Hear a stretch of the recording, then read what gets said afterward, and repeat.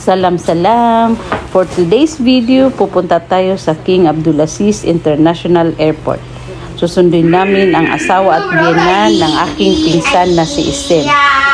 Alam nyo guys, kaming mga nasa abroad na mga OFW, pag may mga pumupunta, bumibisita dito sa Jeddah, dito sa Saudi Arabia, mga kapamilya, kamag-anak, kaibigan, or kakilala man lang. Talagang super na excited kami, nakakatuwa.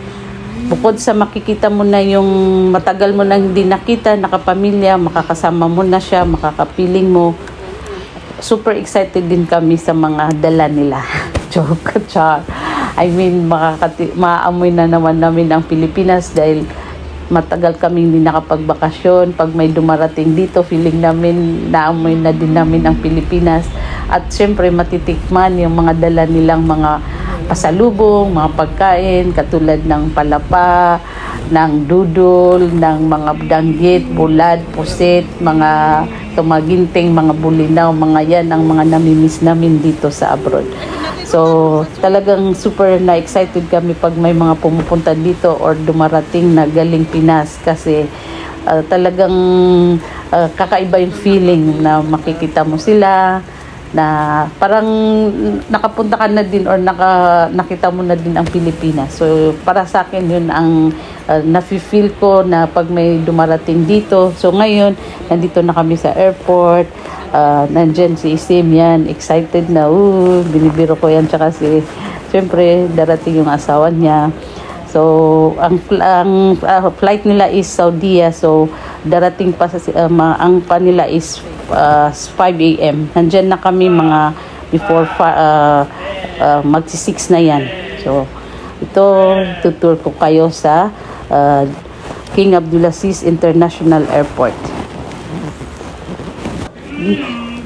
This is King Abdulaziz International Airport. It is the gateway to Jeddah, the kingdom's second biggest city and the principal entry point for the Islamic Hajj and Umrah pilgrimage to the Holy Mosque in Mecca, just 65 kilometers to the west. So ito yung bagong King Abdulaziz International Airport. Tingnan nyo naman, napakalaki yung aquarium. As in, namamangha ka talaga, amazing yung kuan nila, yung itong aquarium pa lang, napakalaki. So, yan, si Isem, nilintay na niya yung pagdating ng kanyang misis. So, selfie muna tayo, content muna tayo dito. Picture, video. Alam niyo na ang buhay ng content creator, sa mga content creator dyan, nakaka-relate. Basta kung ano yung maisip mo na mapag-content, mai-content. Shoutout nga pala dyan sa mga ka-meta world ko, mga vlogger, Ate Rosie, hi! Tingnan nito mga Pilipino, mga OFW workers na nagtatrabaho dito sa airport. Si Isem.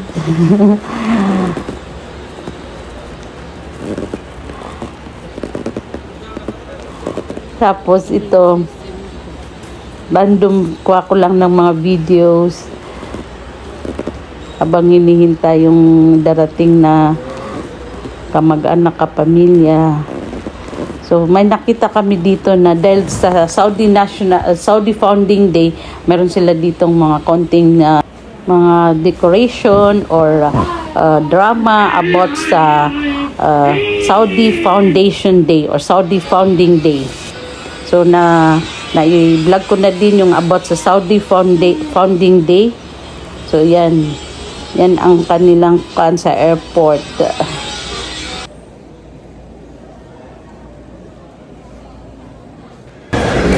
Selfie pa rin si Madam. Content pa more. So ito na yung mga dumarating na mga umrah or mga visit na mga galing sa iba't ibang lugar, galing sa iba't ibang bansa, iba't ibang nation, mga iba't ibang lahi. So ito nga pala yung praying room nila. Dito yung ablution. Yan yung praying room nila. Prayer room. Female prayer room.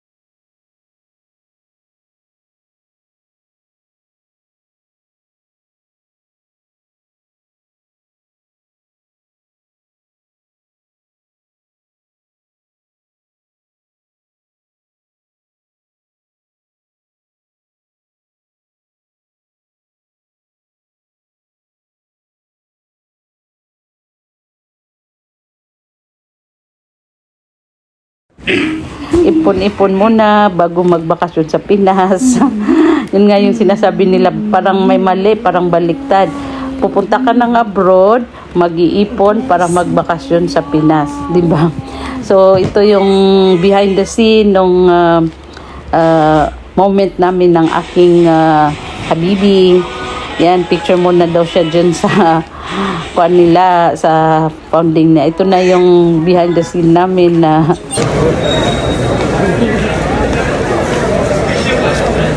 na-set up man sa forward. Paglipot ka, maro-maro. Paglipot ka. Yan na. Kaya nakaratungan ako na gabi siya. Ay, katipigin na ikaw no.